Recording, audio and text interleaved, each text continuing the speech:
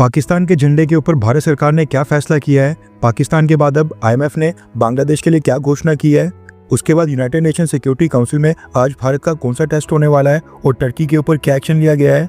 इसके साथ और भी कई सारी इंपॉर्टेंट न्यूज़ निकल कर आ रही हैं जो आपको मेन स्ट्रीम के न्यूज़ चैनल्स के ऊपर देखने को नहीं मिलेंगी, इसलिए इस वीडियो को एंड तक देखिएगा।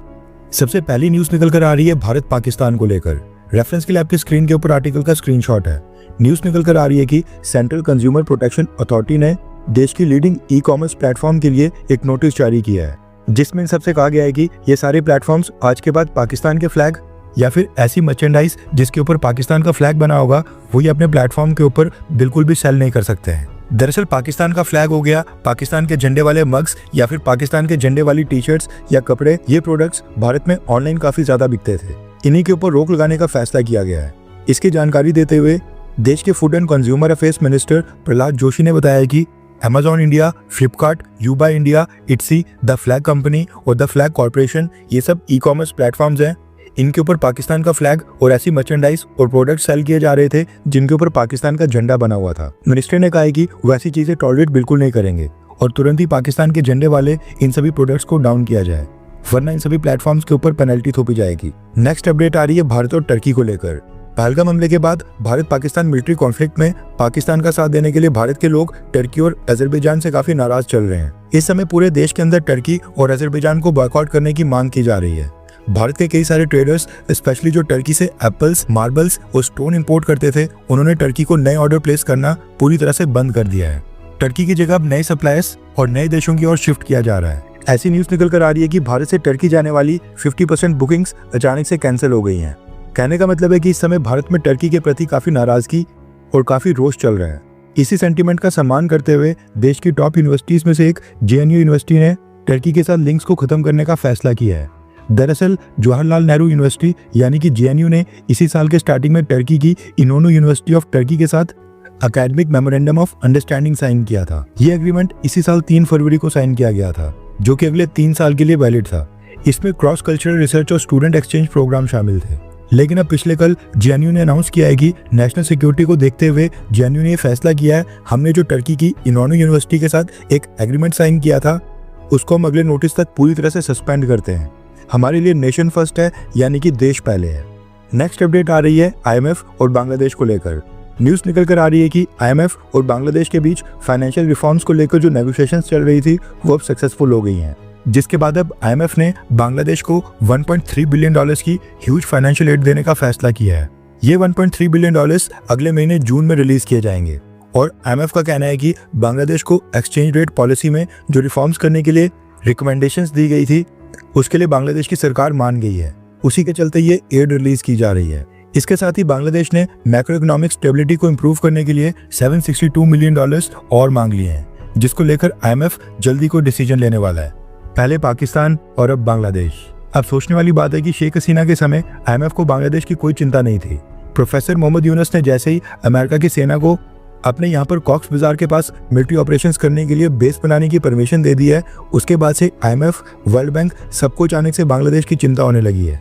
अमेरिका कॉक्स बाजार में अपना बेस बनाकर यहाँ से म्यांमार की अराकन आर्मी को सपोर्ट देने वाला है, ताकि अराकन आर्मी म्यांमार आर्मी को हराए और म्यांमार में एक डेमोक्रेटिक गवर्नमेंट सिस्टम आए, क्योंकि अमेरिका को लगता है कि म्यांमार आर्मी चाइना और रशिया के इन्फ्लुएंस में काम कर रही है।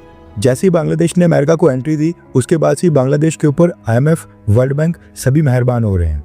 ये दिखाता है कि कैसे आज की डेट में भी आईएमएफ, वर्ल्ड बैंक और इस तरह के जो फाइनेंशियल इंस्टीट्यूशंस हैं इनका इस्तेमाल ये बड़े बड़े देश अपने पॉलिटिकल गेन्स के लिए कर रहे हैं। नेक्स्ट अपडेट आ रही है भारत और यूनाइटेड नेशन सिक्योरिटी काउंसिल को लेकर। और अब यहाँ पर पता चलेगा कि चाइना आतंकवाद को रोकने के लिए क्या पोजीशन लेता है। क्या चाइना भारत के रेजोल्यूशन और प्रपोजल को ब्लॉक करता है या फिर नहीं, या फिर भारत सक्सेसफुल होता है। रेफरेंस के लिए आपकी स्क्रीन के ऊपर आर्टिकल का स्क्रीनशॉट है।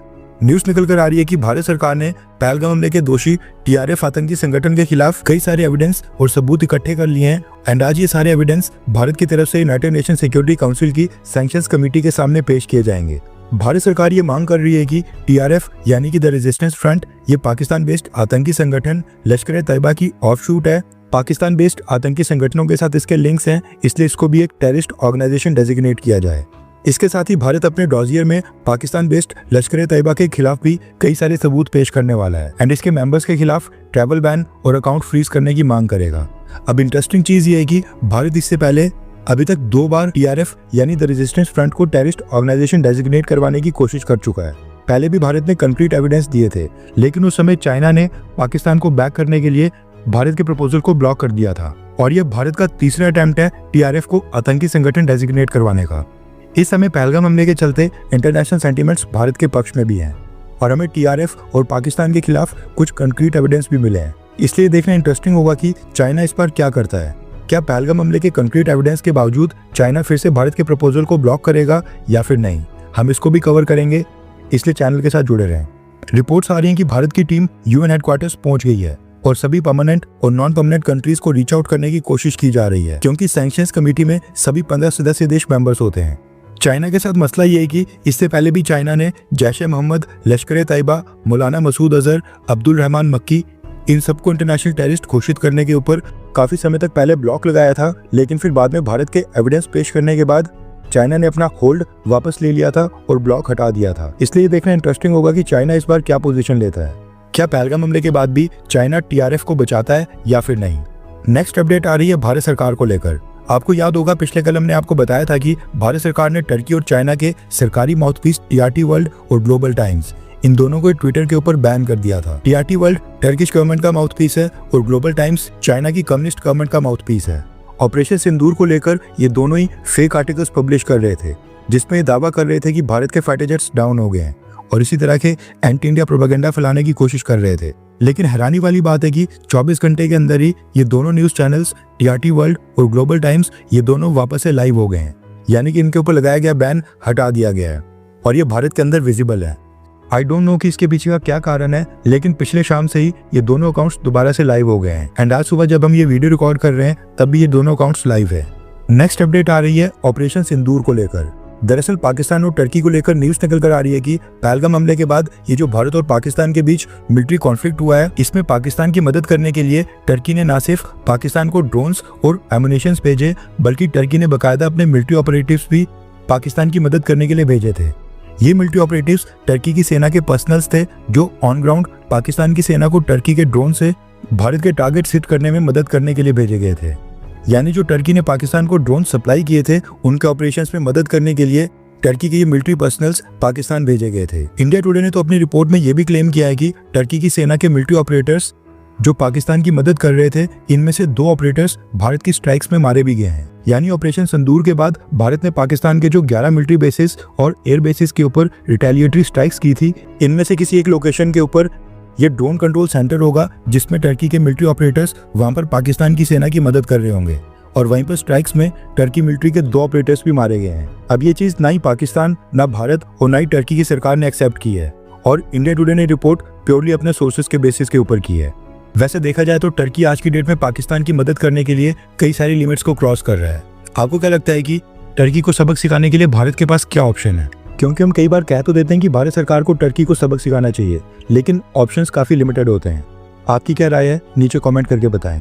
हर 24 घंटे के अंदर जियोपॉलिटिक्स में बड़े फेरबदलाव और उलटफेर हो रहे हैं और भारत के लिए नए चैलेंजेस आ रहे हैं। कोई देश अपने फैसले से पलट रहा है तो कोई देश ब्लैकमेलिंग के ऊपर उतर आया है। सभी देश एक दूसरे को नीचे लगाने की कोशिश कर रहे हैं। इन सब के बीच हमारा भारत किसी भी देश से पीछे न रह जाए, इसके लिए मोदी सरकार लगातार कोशिशें कर रही है एंड भारत की foreign policy, defence news, economy और ग्लोबल अफेयर्स का सही एनालिसिस हमारे चैनल इंडियन अफेयर्स का मिशन है और ये मिशन आपके सपोर्ट के बिना अधूरा है। इंडियन अफेयर्स हिंदी के ऊपर हम सभी फैक्ट्स और डेटा बिल्कुल सरल भाषा में एनालाइज करते हैं, बिना किसी एजेंडा के। अगर आप चाहते हैं कि इंडियन अफेयर्स का सही और ऑथेंटिक एनालिसिस आप तक लगातार पहुंचे, तो इस वीडियो को लाइक करें और हमारे चैनल इंडियन अफेयर्स को सब्सक्राइब करके बेल नोटिफिकेशन ऑन करना मत भूलिए। आपका एक लाइक हमारे चैनल को ग्रो करने में काफी मदद करेगा और एक सब्सक्राइब ये सुनिश्चित करेगा कि आप किसी भी इंपॉर्टेंट अपडेट को मिस ना करें। अगर आपने हमारे चैनल को पहले से सब्सक्राइब किया है तो दिल से धन्यवाद। जय हिंद, वंदे मातरम।